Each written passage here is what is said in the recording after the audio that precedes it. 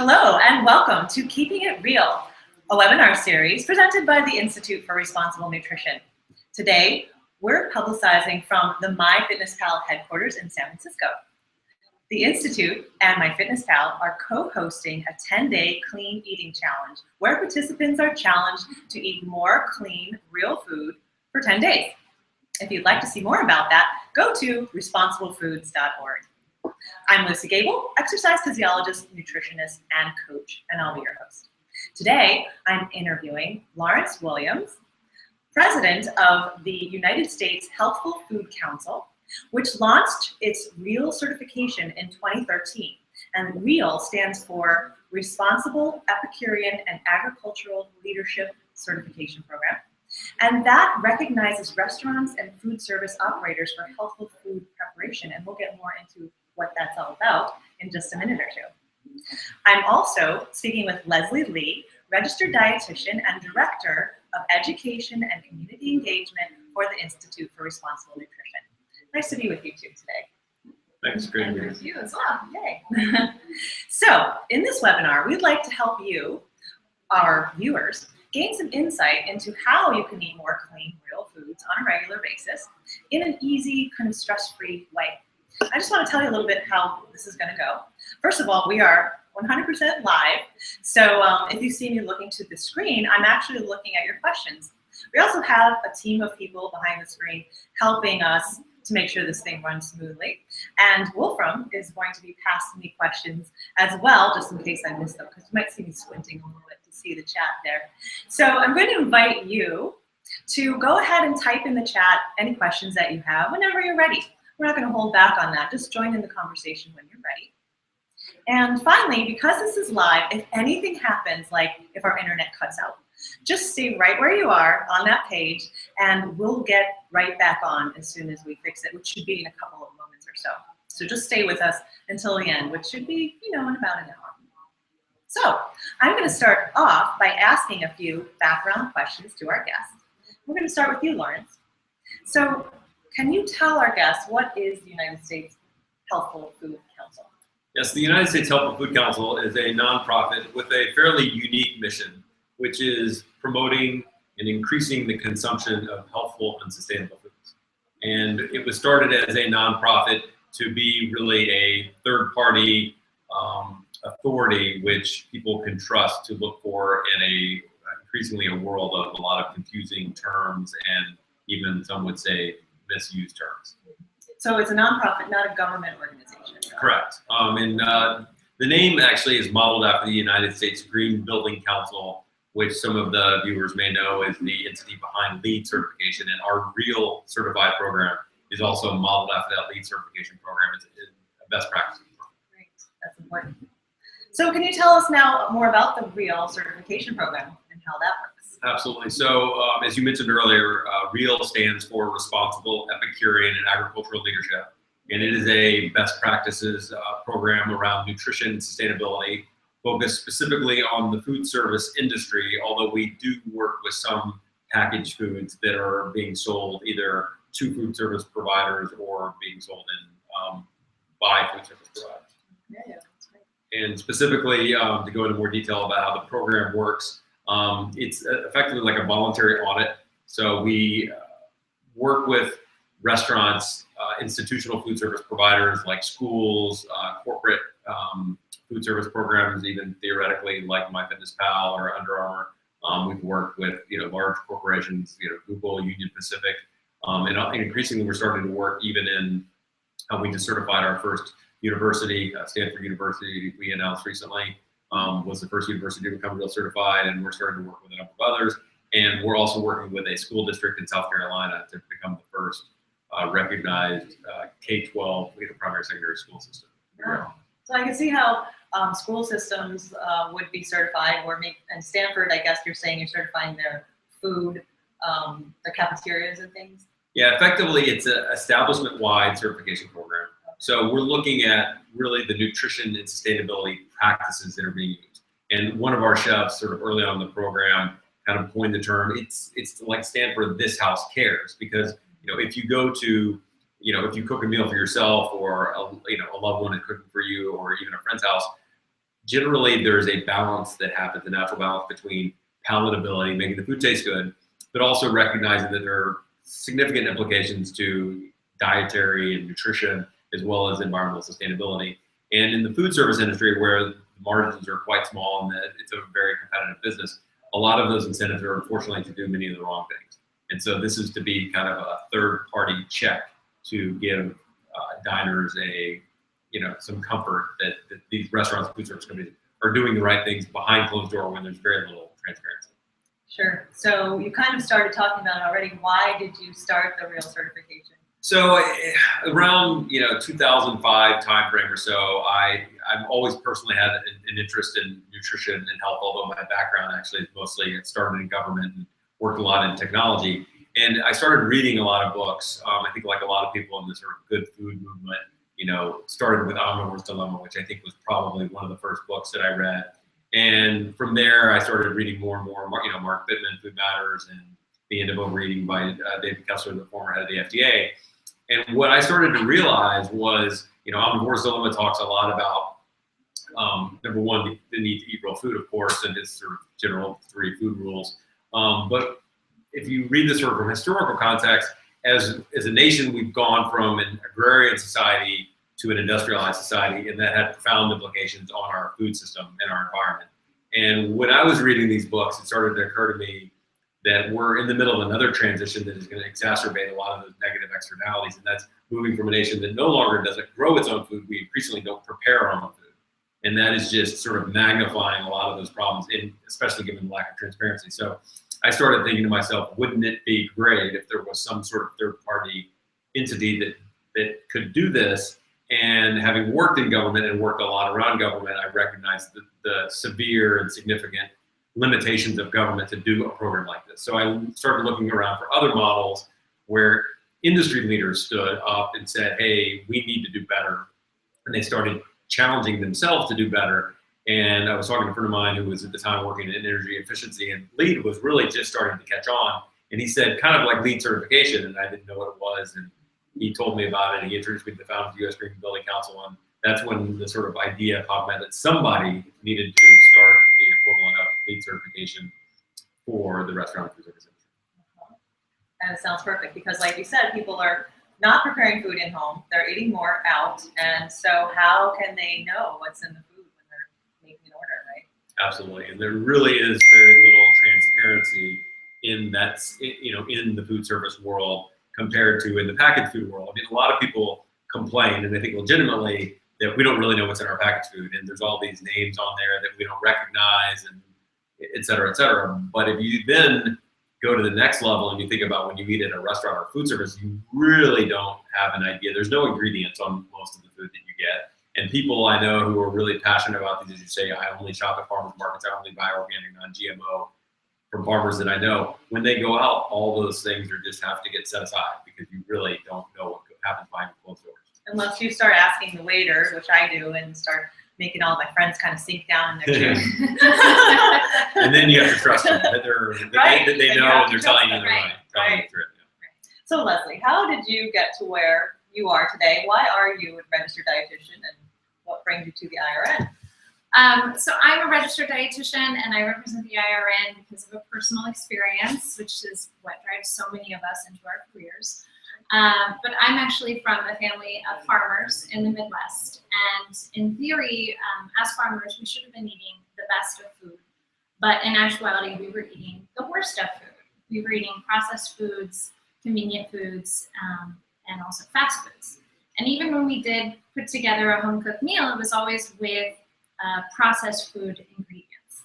And as a teenager, I became ill. I started experiencing hypoglycemia, so I was losing consciousness from low blood sugar. And I saw my family physician, and he told me that in order to treat this, I needed to eat refined carbohydrates and refined sugars, something like cookies and orange juice and crackers. And I sort of misconstrued that information, being that I was a teenager. And I thought he was telling me I needed to eat that way at all times in order to feel well. So I started eating even worse than I already was. And I was doing this intentionally thinking that it was going to help me. By the time I got to college, I just felt miserable every single day. And while I knew how to avoid fainting, I still felt just absolutely sluggish all day, every day. And I felt like I wasn't experiencing quality of life. I saw another physician in college, and he told me that he didn't even believe that it was possible for me to be experiencing the symptoms that I was describing. And to be called a liar as I was seeking help for something that made me feel so miserable was incredibly motivating to me.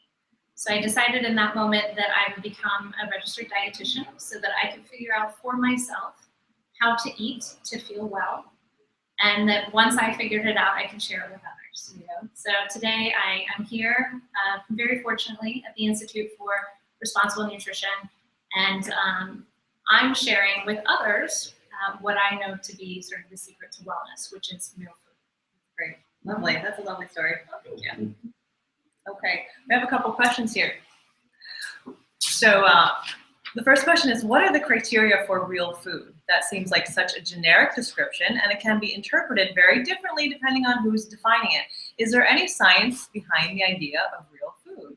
What I'd like to do is start with Lawrence and then go to Leslie. Can you go in that direction? Absolutely. So the way we brought this together, first of all, I'm not a registered dietitian, nor do I consider myself a nutrition and sustainability expert.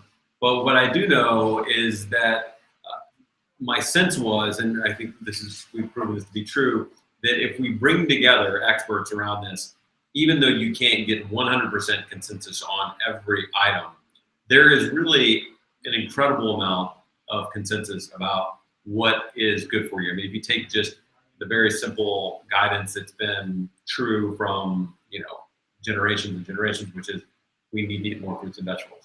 And actually, I would say vegetables and fruits, because vegetables are probably more important than fruit, and there are some issues associated with fruit and fructose. But that's something that generally has been true. So what we did, we're not trying to say that we have a definition for what people should eat and what they shouldn't eat. What we're trying to say is we know that the incentives behind the food service industry are to do many of the wrong things. And unfortunately, some of the most healthful and sustainable foods tend to not be the most profitable foods. And at the end of the day, my background is business. And what concerns me is that we're increasingly turning over these decisions, many, many hundreds of decisions that are being made by the chefs of the restaurants about how to source, how to prepare, to people who I believe, and I think is borne out to be true, have an economic incentive to do the wrong things. Because it is such a highly competitive industry, the margins are very small. And so what we are trying to do is to provide a kind of mediating effect on that and say, all right, let's look at what you're doing. And we basically benchmark what we consider to be real certified restaurants and food service operators is they're in the top 20th percentile among their peers. So we're trying to turn the competition and use the free market society that we live in to actually drive healthy and sustainable food. So they're not just competing on profitability, which would happen otherwise, and giving consumers the ability to know, all right, well, I can't necessarily know that this restaurant or food service provider is serving things that are quote unquote healthy. We're not calling it healthy. We're not calling it real. We're saying they're real certified, meaning they're utilizing nutrition and sustainability best practices across the board, and they're better than their peers. And then over time, it will start to reverse a lot of negative trends, which is what we've seen in the construction and building materials industry. I love that. Sounds great. Mhm. Thanks. Absolutely. How about you, Leslie? What do you think? Well, I agree with Lawrence in that there is no one universally agreed upon definition of real food. But the way that I would describe real food is whole food, food that resembles the way in which it came out of the ground. And even more specifically, what real food is not. It is not processed by man. It's not been manipulated or reformulated by a human who's engineering something to make it taste really, really well and fly off the shelves. So it hasn't had its fiber and its micronutrients stripped of it. It doesn't have a health claim on it that it's low fat, for example. It's just real as we see it in nature. And one helpful piece of advice is think, would your grandmother or your great grandmother recognize this as food? So much of what the food industry produces is more of a product than a food. And I can think of, for example, cheese products, things that can't actually be described as cheese because they're not a real food. They're not real cheese as a grandmother would remember cheese. They're manipulated by man. That's pretty easy to understand. I think the audience can remember that. So Lawrence, speaking of what is real food, can you tell us a little bit more about what the standards are for your restaurants in order to be certified? Absolutely. So like LEED certification, it is a point-based system. Okay. So we're not trying to define in a very strict A through Z term what they have to do, because at the end of the day, I believe chefs are effectively artists, and you don't want to overly constrain artists, but giving them some guidelines that actually will help them do the right things and for you to understand what they're doing. And in many ways, sometimes within a larger restaurant group, for example, or an institutional food service provider, a lot of times there's a bit of a battle between the chefs and the chief financial officers. Okay. So to a certain extent, we're also giving them tools to battle against the CFOs to say, hey, why are you using, this really low quality oil over this, more expensive oil, even though it might have incredibly damaging impacts on nutrition health. Trans fat is a very good example of that. I mean, trans fat became very popular. It was ultimately driven initially by the focus against saturated fat. So, but what happened was if people constrained their concern or really focused too much on one variable, in that case, saturated fat, ultimately industry is going to do what industry believes is an economic interest. So they developed something trans fat, which wasn't saturated.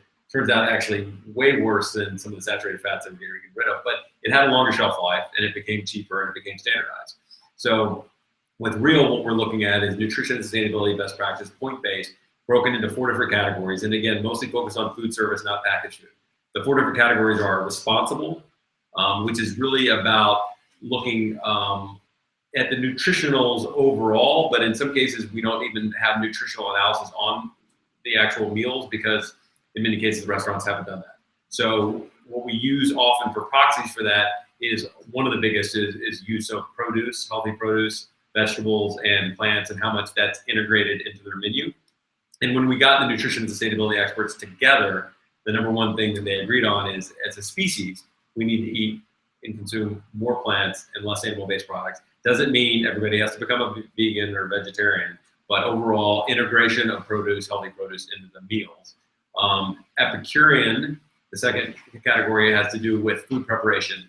And is it prepared in a way that is healthier? Doesn't mean every dish, but overall, how do they compare to their peers? So is everything deep fried, which is often the case in the South where I'm from, or are some things actually steamed and sauteed, and how are they prepared?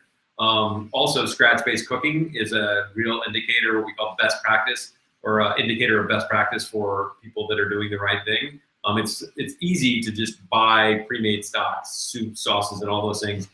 As we were talking before we got launched, it's really easy when you have processed food, as well as he was talking about. Not only is the food, the nutritional value often decreased, it's really easy, quote unquote, easy for the food service industry to then add lots of sugar, salt, and fat to really optimize the flavor and with major negative impact. Agricultural is the A, deals with sourcing.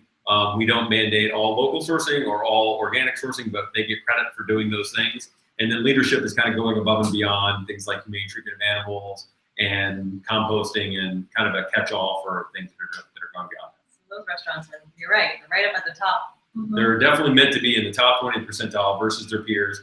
And the idea is over time, we raise the bar and everybody gets better. And instead it's competing, fight to the top instead of fight to the bottom, which is kind of what I believe has been happening over the last 20 or 30 years.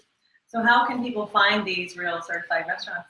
So there's a number of ways. We're trying to make sure it's as ubiquitous as possible. We provide this information open API. So if anybody's watching that is involved with, say, a source, a website, or an app to find healthy, sustainable food, we provide that information openly available to everyone.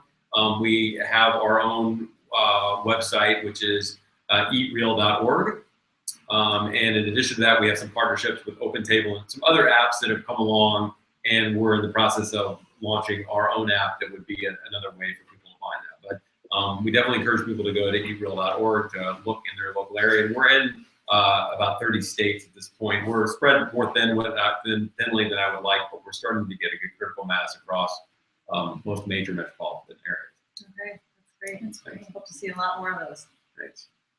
So Leslie, can you give our audience on some tips on how they can choose better foods at restaurants? Let's say if they're not a real certified restaurant, how would they even begin to choose healthier? Yeah, absolutely. I know, when we have an abundance of choices, it's easy to make good choices. But let's say we're traveling and all that's available to us is fast food. So what do you do when that's the only option? So I think first and foremost, it's important to plan ahead and preempt poor decisions by making sure that you have good judgment. And one way to do that is to always carry real food, snacks, and water on you so that you never get too hungry, too thirsty, or too exhausted to make good choices. Yeah, love that. Yeah. Plan ahead. And then as you look at the menu, I always say, don't ask, what do I want to eat? Because that's a loaded question. Instead, ask, what should I eat? And the answer to that is almost always plants. So scan the menu for the plants and limit your choices to those items. Remember, we're not really trying to get the best meal of our life out of this restaurant. The focus should be more about minimizing the damage that's going to occur. Well, when you say the best meal of your life, there are different ways to rate that. So you mean the most healthy meal of your life, probably, right? Because they might be going for the best meal of their life on a very important occasion, you want to celebrate, but they're not necessarily thinking so much about the health aspect of that. Right. Well, if you are trying to think of the health aspect of that, and yet your options are limited, Yes. then I think you need to remind yourself, because when we walk into restaurants, we do mostly ask ourselves, what do we want to eat? Right. Reframe your perspective, and when it's a not so great option, ask, what should I eat instead? So just minimize the damage. With your plants, you might have a lot of sauces or dressings coming along with it. I would say ask for those on the side and just see how little you actually need of it, because I can guarantee you it's probably processed. High sugar, high salt. Yeah. Yeah, and subpar oils and additives and dyes. Also, don't drink your calories. Skip the soda, have water primarily. If you need a little bit of energy, have the occasional coffee or tea. And last but not least, I would say skip the dessert. Dessert should be something really special, and if this is a not a very exciting restaurant, then just skip it. It's not going to be that great anyway. Save your dessert for something that's really worthwhile. Sure. And another thing to keep in mind when you travel is that you can make accommodations that can help you eat better as well. So like, for example, as you're renting a hotel room, you can ask if this room has a refrigerator, or you can request that one be put in. You can also consider renting home rentals or even extended stay hotels, which would then afford you a kitchen, and you could have more control over the food that you're eating on that trip. Yep. And the trip is really more for the fun of the trip, not for the food necessarily.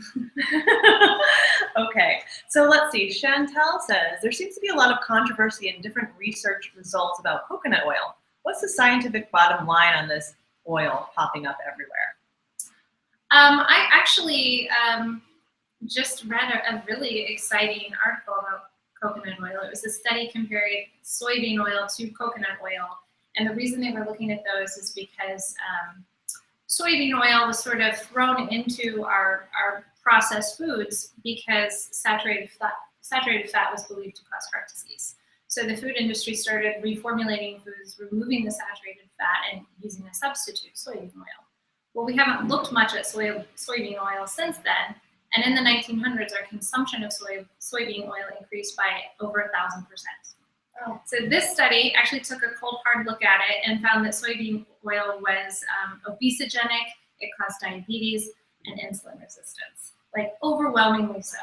It was really impressive. Meanwhile, they compared that soybean oil diet to coconut oil, and they found that coconut oil actually has sort of a preventative effect against those metabolic conditions. So I can't say that that's the end of the debate on coconut oil. It is a saturated fat, but I think it's been sort of exonerated. Not just coconut oil, but many saturated fats have been exonerated in recent years. Okay, so Lawrence, how are restaurants looking at replacing trans fats? So as I mentioned before, the trans fats, I think, an interesting topic because it really was born out of industry's reaction to the belief, as was mentioned, about saturated fats causing heart disease. And in some ways, I think the science has definitely been questioned about that. But I do think it's often easy to let the pendulum swing back too far the other way and ignore a lot of the research that has been behind that. And there is, based on research of which, again, I don't consider myself an expert on, but there is a distinction between animal-based saturated fat and vegetable-based saturated fat. Avocados, and nuts being two prime examples. Trans fat was born out of the concern about saturated fat, and it also turned out to be much more shelf stable. And there is still trace amounts in a lot of packaged foods. In the restaurant industry, the data I've heard, and this was, I think, the source came from the Culinary Institute of America, that this was probably, I heard this about a year and a half ago, about 60% of restaurants no longer use any trans fat. And the government is moving towards a full-out ban, an outright ban. New York, I think, has banned it, and California is phasing it in. So all indications are they are moving away from it. We have very few restaurants that we've worked with that acknowledge using it at all. Sometimes I think they may not even be fully aware of it, though. However, because the restaurant's buying a lot of already prepared food and processed food, sometimes it's in the supply chain and they're not aware of it, or it's below a certain threshold. So unless you read the ingredients and you see things like, polyunsaturated, processed oils, you may not even fully recognize that it's in there because it doesn't have to be listed. But I do think all indications are trans fat is becoming a non-issue. It's really unfortunate that it took as long as it did, and I think there's a lot of economic, reasons and political reasons that prevented it from becoming, accepted. But I do think you look at some of the swing that butter's back, and people are now saying we don't need to worry about saturated fat at all, and I think that that's an overreaction the other way. I agree with you. The swing. We need to stop the swing. Yes, and the data and the research does not suggest that we need to be doing the swing, but it's often the media's interest to sensationalize these things because it's a much more interesting story to say butter's back than to say butter might be a little bit back. Right. Yeah. So maybe this could be for you, Leslie. In reading a menu, what are some red flags then? Red flags on the menu. First thing I would say about ordering food when you eat out is minimize the number of options that you're gonna pick and order and have brought to your table, because our palate gets sort of tired of certain flavors, and if we have a variety of flavors on the table, then you have to get tired of every one of those at the table. So if you stick to maybe your entree and your salad, that's two flavors that you need to become satisfied from. Whereas if you order, you have bread on the table and a couple of appetizers, then suddenly you're at 5 flavors that you have to satiate. So that's probably point number 1, sort of minimize the number of items you order. Again, look for plants on the menu. Hopefully you're eating at a better quality restaurant this go around. And there's plants in every dish. But I would definitely stick to what can give me the most fiber in this meal. And it might be vegetable based, or it might even be bean or lentil based. And you can always consider beans and lentils as sort of a meatless option, which should also save you some money. But together with like a brown rice, it's complete protein. So it's everything that you need. So what about if you see the way, and Lawrence, you can chime in too, if you see the way something's been cooked, there are certain names, chef names, about how they cook certain meals. Any red flags there that you think people should stay away from, or? Well, I think one concern is deep fried. There we go. That's obvious. Yeah. And a lot of people don't understand necessarily why deep fried is so bad, but it is, when you coat something with flour, which is very often typically the case, and then you deep fry it in an oil, that flour becomes a sponge. And it's actually quite different than even somebody might say you fry a like a beans a Brussels sprout, for example. Very different in terms of oil consumption that you're going to get from eating a deep fried Brussels sprout. I'm not necessarily recommending people eating a lot of deep fried Brussels sprouts, but it's different than a deep fried, batter coated, piece of fried chicken. Battered fried. Yeah, and fried will come in sometimes under the radar. Sometimes I don't see that word fried, and I order something, it comes to me, and I'm going, oh, what the heck is this? You know? They don't often flag it, especially with Brussels sprouts. Right. Don't call it crispy. Yeah. Crispy. There you go. Any other words for fried that are Fritters. Fritters are fried. Okay. Yeah, good one, Frites, right? Frites, yeah. I don't remember. Like I said, it comes in under the radar. So that's why it's really helpful to ask the waiter if he doesn't know what's in it, or he or she doesn't know what's in it. At least you can ask how it's made. And if they don't know, they'll generally go back and ask the chef, how do you make this? Absolutely. Some just very basic information. If it's baked, if it's fried, broiled, grilled. Yeah, and telling a waiter that you specifically don't like fried items or have sensitivities around certain types of food, and then ask for recommendations is another way to get them to try and help steer you in the right direction. Okay, so let's looking at some other questions here. Lucy, you have a background in fitness and nutrition. Have you seen any difference in clients' health and fitness when their diet is improved, like eliminating processed food or sugar? Please describe. Absolutely. I find that when clients clean up their diet, that's it. Just clean it up. Take out processed food, take out junk food snacks. Things that come in a bag, in a box. It's almost like they don't even have to focus that much on everything else. It's that little piece makes a huge difference. They lose weight. They get more focused. They sleep better. So there's a ton of things that happen when you get rid of most of the processed food. I'm not saying, every now and then we have something, and that's okay. That's the other thing. I'm not like super, super strict on that in the sense of once every week you have this thing you like to have. It's okay. Not every day, not 3 times a day, and huge things changes are made when people just eat more real food. Mm-hmm. It almost sort of takes the thinking out of it. Like you get in the habit of eating real food, and then it helps you. It encourages you to continue eating real food because your taste perception sort of resets. And then things that were once not that sweet to you now taste extraordinarily sweet to you.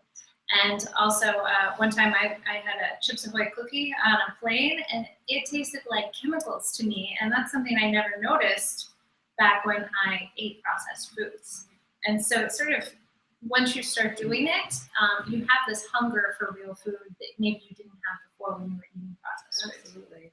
And that's the key. It's like a catch-22. Mm-hmm. So when you change your palate to liking more real foods, then when you do have that thing that you used to really like, you notice you don't really like it as much anymore. Mm-hmm. And actually that does also scare people because they really want to like that food because it means something to them, So don't even pay attention to that.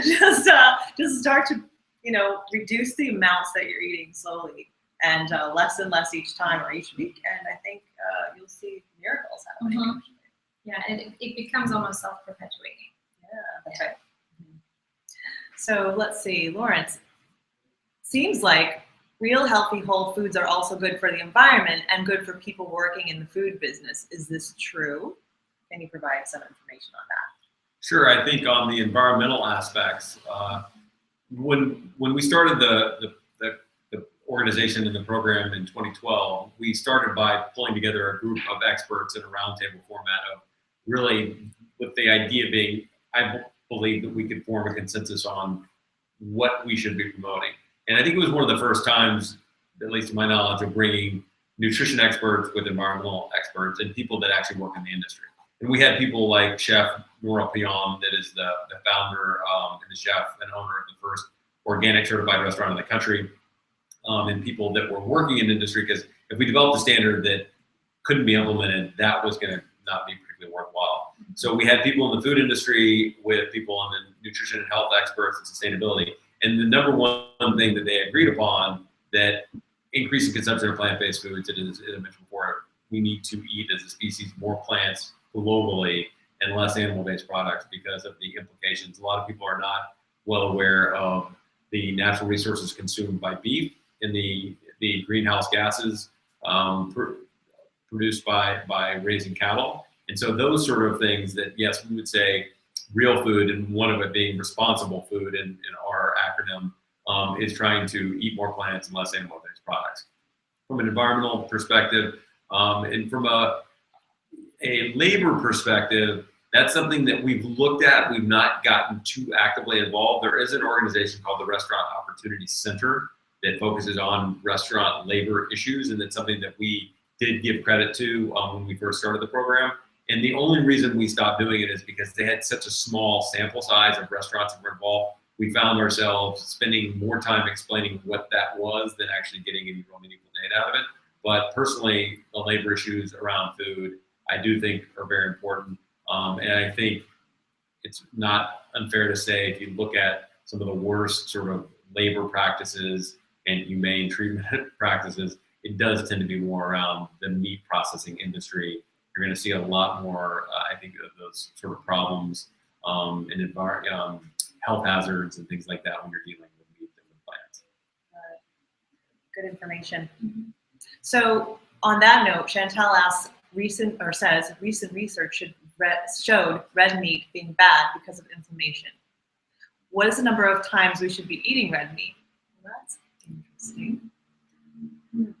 So, anybody have an answer to that one? Red meat, number of times we should be eating red meat. Well, I would first address the inflammation. So I think there may be a couple of reasons for inflammation.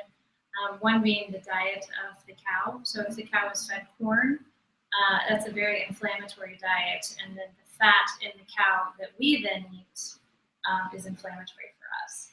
I think the environmental conditions in which the cattle is raised could also be inflammatory. I can't speak too much about that.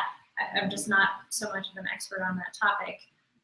But in terms of the diet of the beef, yeah, I mean, if you can at all, I would say choose grass-fed beef and eat that once or twice a week if you like beef.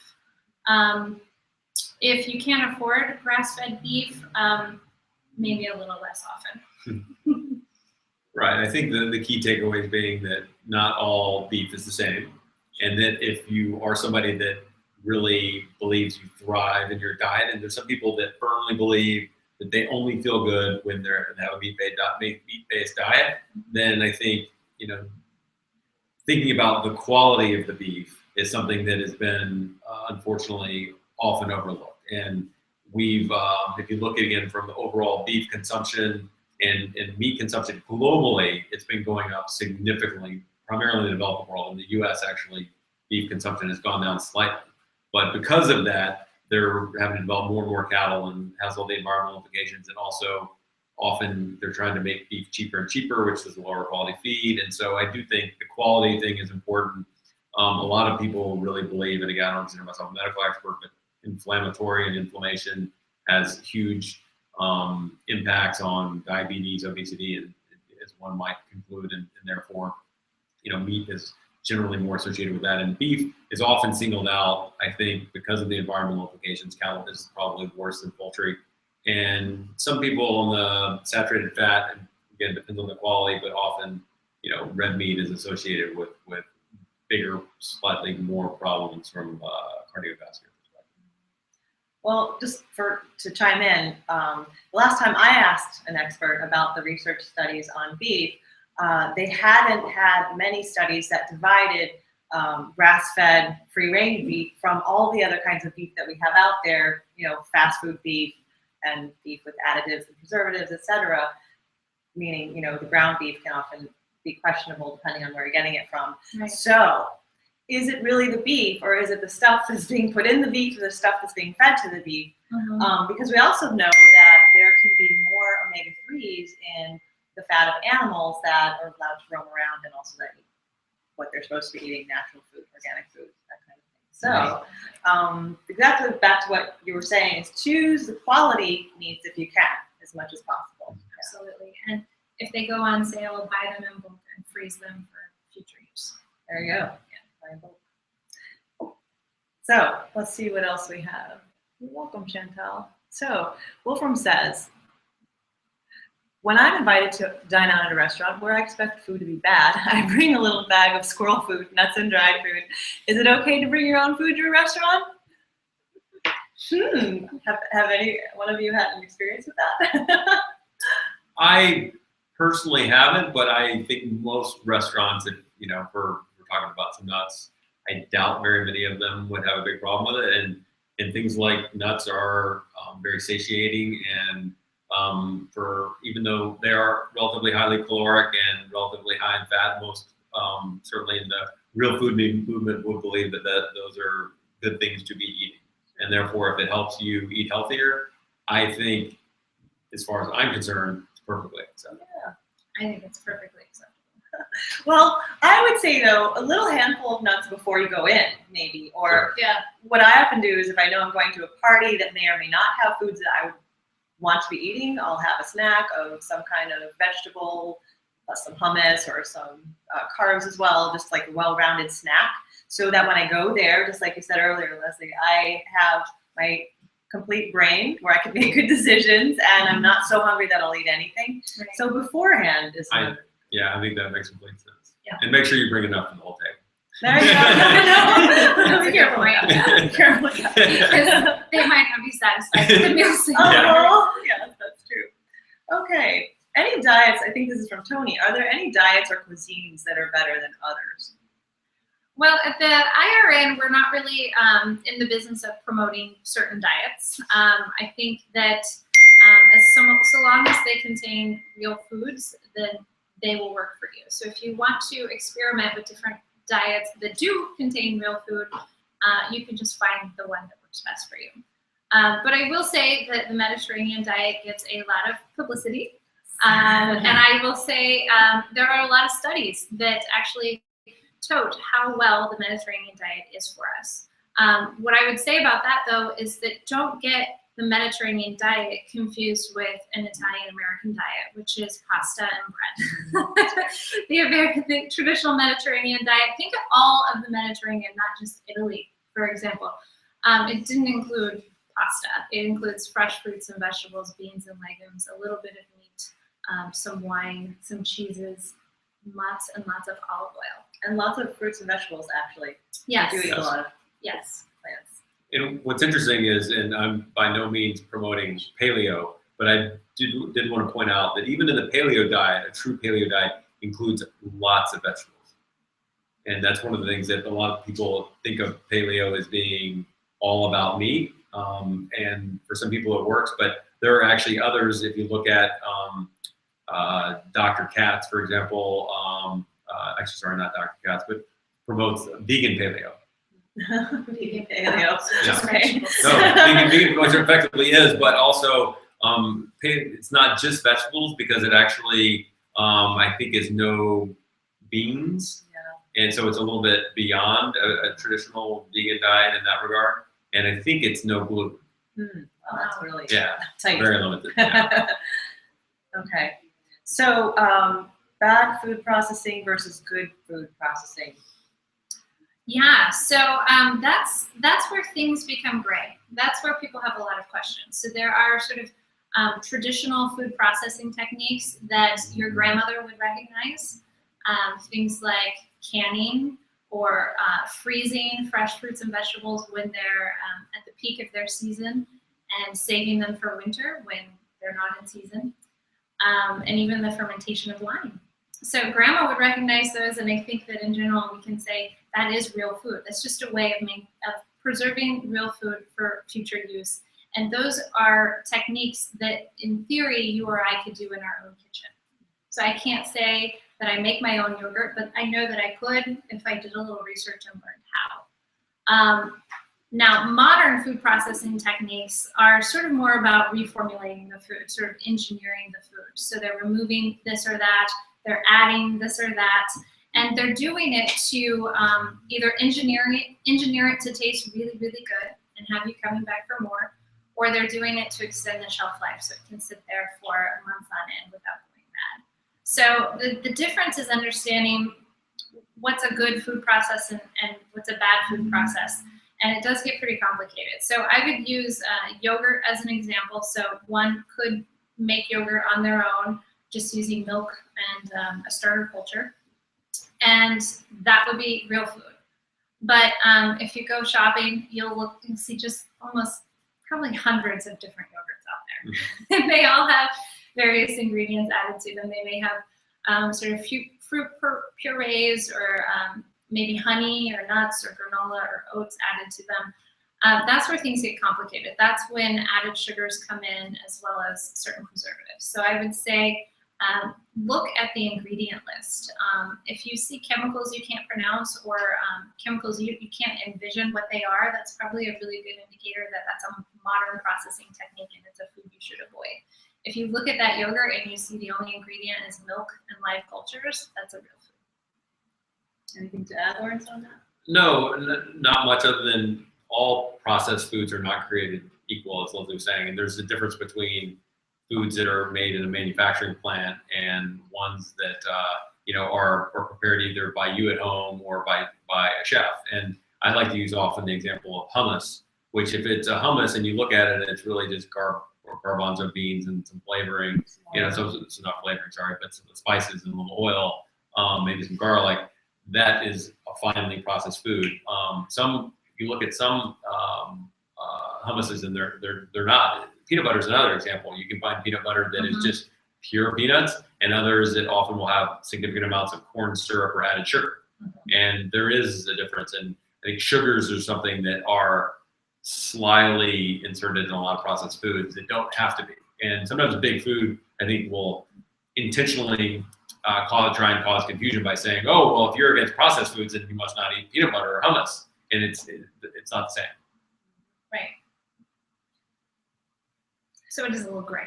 Yeah. Good points on how to do that. Why is dairy getting such a bad rap? Dairy originally got its bad rap because of its saturated fat content. It did, And yeah. back when we thought saturated fat was the reason we were all sick, we started actually removing the fat in dairy products. That's when skim milk came about. And we switched from butter to margarine because we thought, oh, margarine, which is made out of oil, is so much better for us. Now, the saturated fat in dairy is, as I said earlier, it's been sort of exonerated. It's more off the hook now than it has been before. We probably shouldn't be overeating butter and milk fat, but Moderation. yeah, moderation. And actually, adding full fat milk into your food, actually, let's say you're eating a cereal of some sort, it actually gives you more satiety with that meal. So you're going to be satisfied longer. So there is a benefit to the fat in milk. A little bit. And yes, some people can't digest dairy, but I also have found with many clients, including myself, that there's usually a certain level that you can digest. So everyone's got their own levels. You might be able to have some dairy, real milk in your coffee. You might be able to have half a cup even during the day.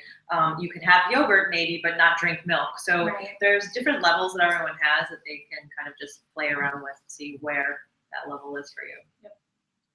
Okay. So back to the Mediterranean diet, by the way. I was just over there in Italy. And I was observing what they're doing and how they eat. But I have to say, most of the people that live there don't really eat out that much. Mm-hmm. And what I've learned from friends and even food producers over there, because we've become friends with the people at the markets, is that they actually, the restaurants cater to what the tourists want. So when you go to a restaurant, let's say even in Italy or Rome or something like that, you're not necessarily eating what they eat. Right. Most people really do go to the markets in the morning.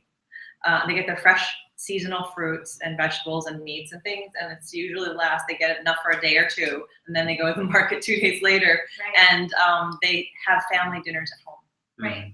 It's very important in that culture. Absolutely. I think a lot of experts, I think Mark Pittman has been one from New York recently, left the New York Times, but promoting that the best thing you can possibly do is cook for yourself. Right. And you will know what goes into your own food. I mean, you will have an idea of, now if you buy a lot of prepackaged dressings and, sauces and things like that, then you need to dig deeper into the ingredients. But that's one of the biggest things that you can't do. And I'd like to put in a plug for people using CSAs or community supported agriculture. and I just actually signed up for a new one because I moved, and it's the greatest thing ever. They, fresh from the farm, weekly basis, and you're given a box, and then you get to have fun, and it's really easy to go on the internet and find great recipes, and use squashes that you've never tried before, and that's probably the number one thing to help your diet is buy whole foods, vegetables. CSAs are great places to get really high quality, and they're really economical. Mm-hmm. So CSA is when the farmers put food in a box and send it to your house every week. Right? Yeah, or you pick it up. A lot of times you pick it up at a location, and you're not picking like at a grocery store exactly what you want. You're basically buying a small share of that farm, and you're paying a little bit in advance, only by a week or so. So that gives the farm the money to actually bring you a box of whatever's in season. You're getting local and seasonal, and those are two really important things for not only health but also for the environment. Yeah, that makes sense. Yep.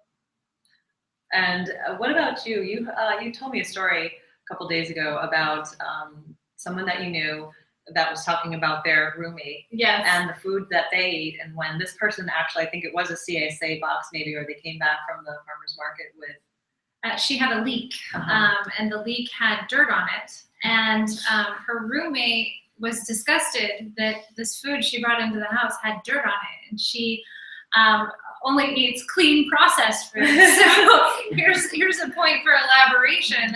When we say clean food, we mean real food, not sort of Scrubbed clean. Scrubbed clean in a nice crisp box. In a box, yeah.